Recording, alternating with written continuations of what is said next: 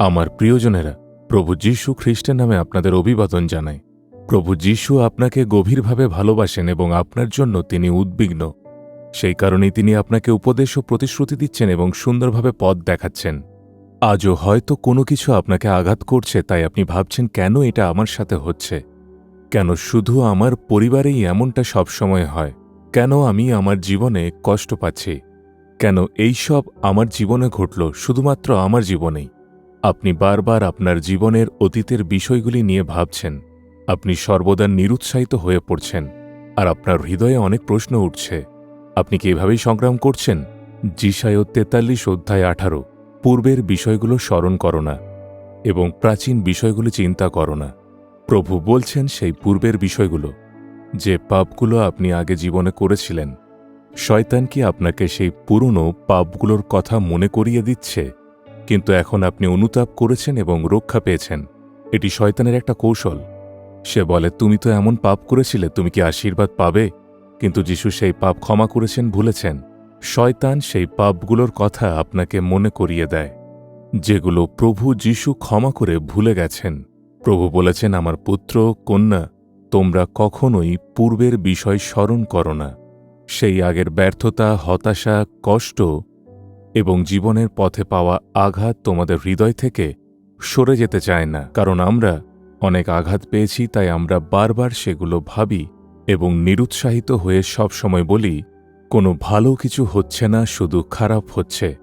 প্রভু বলেছেন, আমার সন্তান, অতীতকে স্মরণ করো না, পুরাতন বিষয়গুলো নিয়ে চিন্তা করো না, কষ্ট পেও না। আমাদের বাবা দাদুর সময় কেমন ছিল সেটা ভেবে যদি আমরা গর্ব করি, তাতে আজ কোনো লাভ হবে না। আজ আপনি কোনো সেই আশীর্বাদ পাবেন না। প্রভু আমাদের বলেছেন, তোমাকে ক্ষমা করতে হবে এবং ভুলে যেতে হবে, সেগুলো তোমার হৃদয় থেকে দূরে সরাতে হবে। যখন তুমি পূর্বের বিষয় কখনো স্মরণ করবে না এবং পুরাতন বিষয়ে চিন্তা করবে না, তখন একটি নতুন বিষয় ঘটবে, আশীর্বাদ ও মঙ্গল আসবে। প্রভু আজ সেটাই বলেছেন। দেখো, এক মেয়ের জীবনে প্রতারণা হয়েছিল।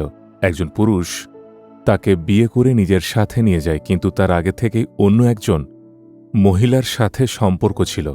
সে যখন তাকে বিদেশে নিয়ে যায়, সে সম্পূর্ণ অবাক হয়ে যায়, কারণ সে ইতিমধ্যেই অন্য একজন মহিলার সাথে বসবাস করছিল। তার বাবা মায়ের চাপে সে এই মেয়েকে প্রতারণা করে বিয়ে করে। তার পুরো জীবন ভেঙে পড়ে এবং সে একদিনের জন্য তার সঙ্গে থাকতে পারেনি।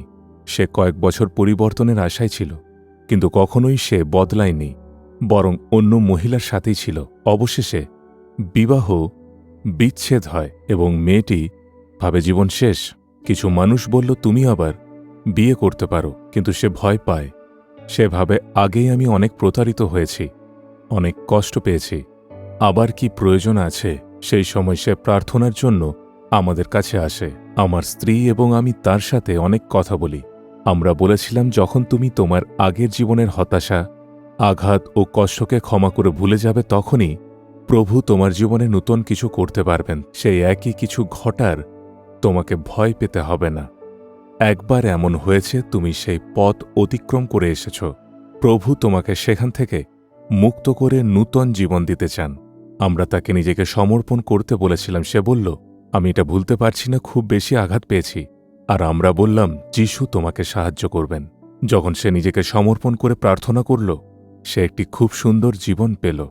সে এমন একজন স্বামী পেল যে তাকে গভীরভাবে ভালোবাসে। প্রভু তাকে আশীর্বাদপূর্ণ জীবন দিয়েছেন। যতদিন সে পুরনো বিষয় ভাবছিল, প্রভু তাকে নতুন দিতে পারছিলেন না। ঠিক তেমনি আপনাদের জীবনেও তাই আছে। তাই প্রভু বলেন, আমার পুত্র, আমার কন্যা, পূর্বের বিষয়গুলো স্মরণ করো না, সেগুলো ভেবে নিজেকে কষ্ট দিও না। সেগুলো আপনারা প্রভুর চরণে সমর্পণ করে এগিয়ে যান। আপনি কি প্রার্থনা করবেন? আপনার হাত হৃদয়ের উপরে রাখুন। বলুন, প্রভু, অতীতের ব্যথা, ক্ষতি, কষ্ট, অপমান সব আমাকে প্রভাবিত করছে। এগুলো আমার হৃদয় থেকে সরিয়ে আমার চিন্তার পরিবর্তন করো। সেই ক্ষতগুলো আরোগ্য করো এবং নূতন শুরু দাও, যেন পূর্বের বিষয় ভুলে এগিয়ে যেতে পারি। আজ থেকেই তাদের জীবনে পরিবর্তন ঘটাও এবং তাদের আনন্দ দাও। আমি যিশুর নামে প্রার্থনা করছি। Amen, amen. Jesus redeems Bengali YouTube চ্যানেলটি সাবস্ক্রাইব করুন, বেল আইকনটি ক্লিক করুন আমাদের প্রতিদিনের নতুন প্রোগ্রাম সম্পর্কে আপডেট পেতে।